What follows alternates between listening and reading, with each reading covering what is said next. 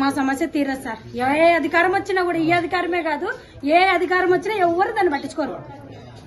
ఈ సమస్య కాదు, ఏ అధికారం రాని, తెలుగుదేశం రాని, వైఎస్ఆర్ రాని, ఎవరే కానీ ఎన్ని అధికారాలు వచ్చినా కూడా దాని సమస్య ఎవరు తీర్చలేకున్నారు. అంతే ఆడ మా ప్రాబ్లం. ఆ ప్రాబ్లం తీసేస్తే మాకు ఏ ప్రాబ్లం లేదు. ఇక్కడ మాకు 15 దినాలే తెలిసే గుంత దోబి 2 రోజుల కోసం 3 రోజులకు ఫోన్ చేస్తానే ఉన్నా, ఎవరు పడుచుకోవట్లేదు దాన్ని. వల్ల ఇంటి ముందర దోబిపోయినారు. అంతే సంగతులు. దాన్ని ఇప్పుడు దాన్ని పట్టించుకోవట్లే, చేయట్లే. మేము ఇంకెవరిని అడగల.